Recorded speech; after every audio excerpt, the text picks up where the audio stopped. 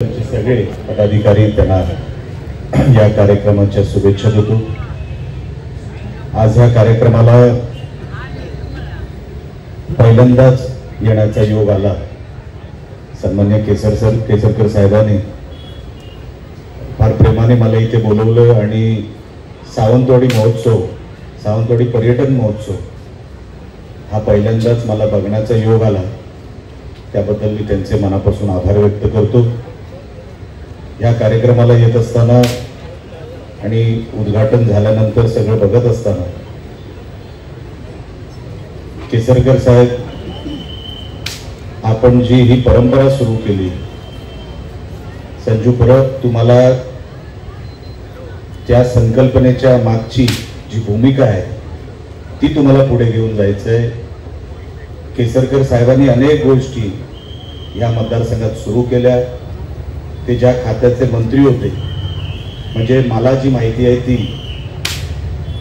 की मंत्रालयामध्ये ज्या ज्या खात्याचे मंत्री होते आपापले मीटिंग घ्यायचे, पण सर्वात जास्त तास मीटिंग घेण्याचा जर कोणाचा तो एक कसब असतो ना, एक रेकॉर्ड असतो, तो सन्मान्य केसरकर साहेबांचा तास।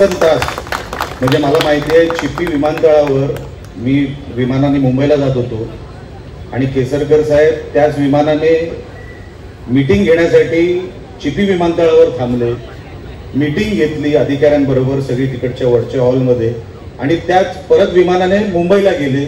मीटिंग साठी येणारे मंत्री अनेक मी बघितलेले आहेत, पण हे सगळं काय घडून आणणं, आणि मला असं वाटतं सावंतवाडी ह्या मतदारसंघामध्ये जो निधी आलाय तो आम्ही कुडाळमध्ये जो आम्ही अनुभवतो, ते आम्ही कुडाळमध्ये सांगतो की बघा इकडे पाऊस कसा पडतो निधीचा, आणि जेव्हा आमदार आम्ही नव्हतो,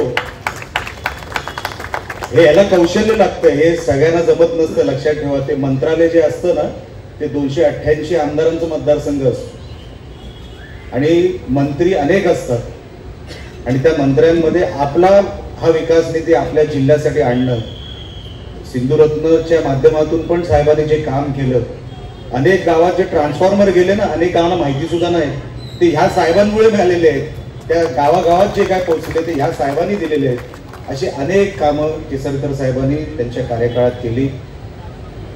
माझी एक आठवण सांगायला गेलं तर 2009ला जेव्हा पहिल्यांदा मी खासदार झालो, साहेबांनी एका व्हॅनमध्ये माझा प्रचार केलेला आहे। साहेब, आपण एका व्हॅनमध्ये, मला असं वाटतं 28 दिवस आपण त्या व्हॅनमध्ये प्रवास केला घरी न जाता, आणि त्यावेळेला मी खासदार झालो संजू परब साहेब 2009 मध्ये।